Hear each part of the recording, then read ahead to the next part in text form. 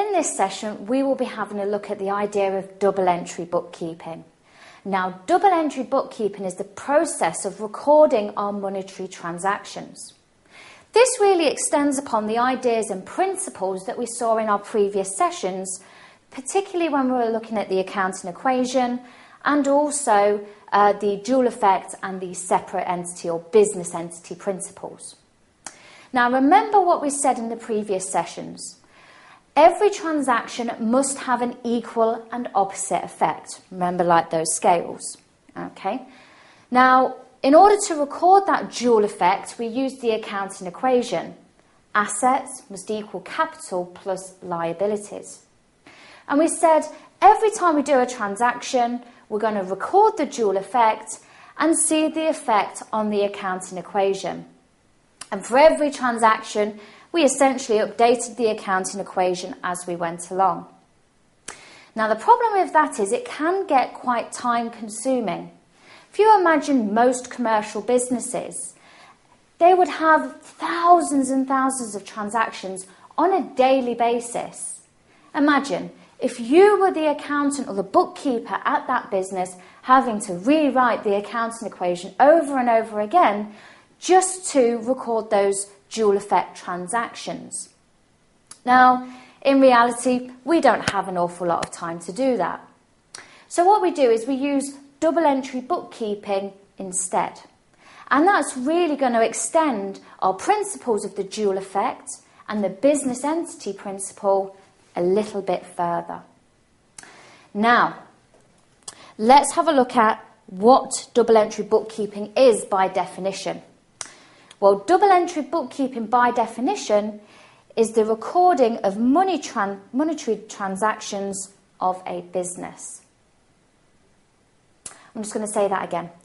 Double entry bookkeeping is the recording of monetary transactions of a business. Okay, so we're going to use double entry bookkeeping instead of the accounting equation from now on. Now, when we record transactions, what we're going to record them on is our ledger accounts. Now, ledger accounts are going to assist us in preparing our financial statements. Remember that we said that they were the statement of comprehensive income and the statement of financial position. Now, essentially, we're going to have this idea of an account or a ledger account for every individual type of asset, liability, and also our capital, but also items that will go into our statement of comprehensive income, namely income and expenses. Remember, we have 5 categories in our financial statements, or 5 different elements to our financial statements. Okay. Now, for each ledger account that we open up, it's essentially going to have 2 sides, a debit side on the left and a credit side on the right. So let's have a look and see what these ledger accounts effectively look like. Now, you can see there a ledger account almost looks like a T. Okay, T account, we sometimes refer to that. Long line across the top and obviously a line in the middle, as you can see in your notes. Now, you can see on the left-hand side of the middle line, we have debit on the top. Now, debit is on the left-hand side. And sometimes we refer to that as DR. Okay, it's just shortened, DR. On the right-hand side, that is the credit side. And we can see that that's abbreviated to CR.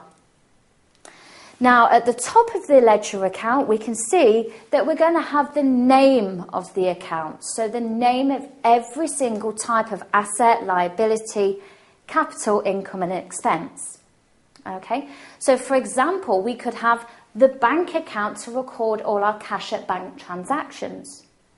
We'd have a capital account to record the amounts invested in the business by the owner. We could also have a loan liability account to record the fact that the business now owes money to the bank, so on and so forth. But for every different type of asset, liability, etc., they're going to have their own ledger accounts with a debit and credit side. Now, what we have within the ledger account on each side is 3 columns. the date column, the narrative column, and then the amount of the transaction expressed in dollars. Okay, so the monetary value. And the same columns would still happen on the right-hand side, the credit side. Date, narrative, and then an amount in dollars.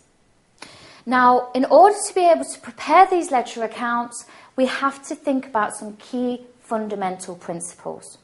So let's take a look at them. The first principle of ledger accounts is that every transaction must have an equal and opposite effect. Okay? That really is the dual effect principle. And remember, we learnt that dual effect principle in our previous sessions.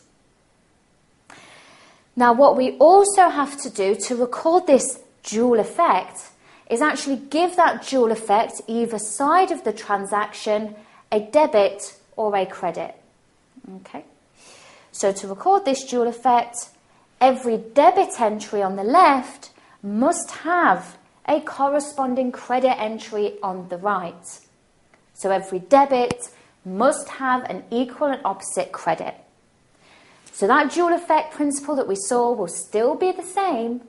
All we've got to learn now is what is a debit and what is a credit entry. So let's have a look at then how we would learn what is a debit and what is a credit. And in order to be able to do that, I have a little mnemonic. Okay, I use the term dead click. Okay, dead click. D-E-A-D-C-L-I-C. Dead click. Okay. So, dead, D-E-A-D, appears on the left-hand side of the ledger account, on the debit side. Now remember, debits are on the left, credits are on the right. And in the UK, we drive on the left-hand side.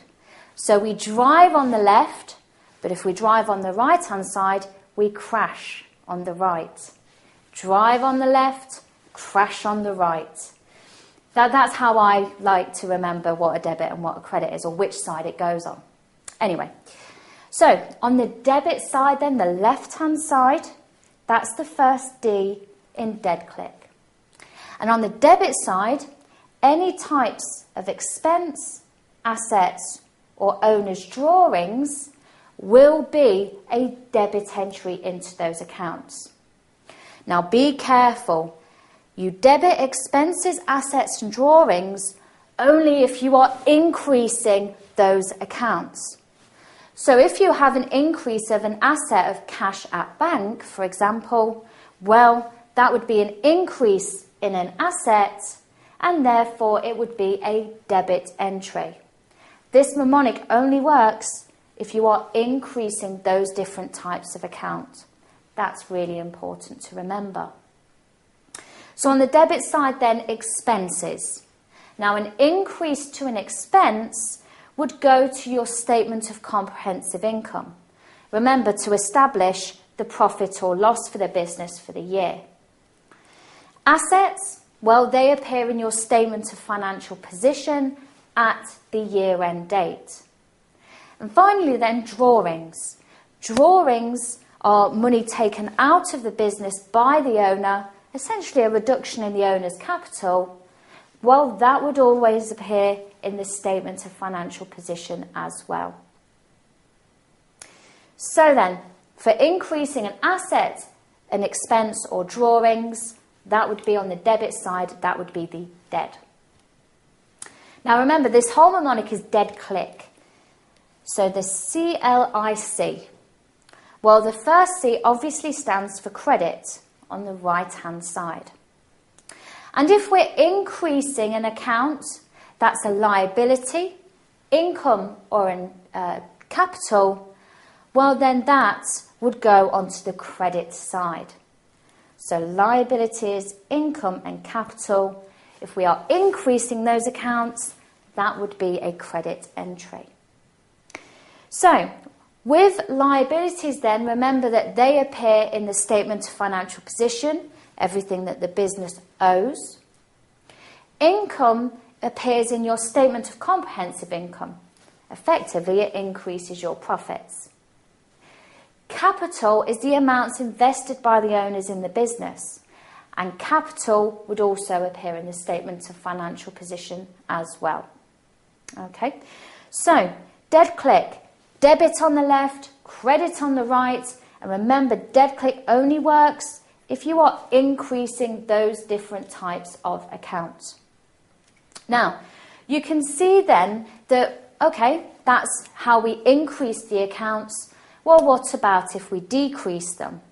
Well, if you are increasing, let's say, an asset of cash, then that would be a debit entry.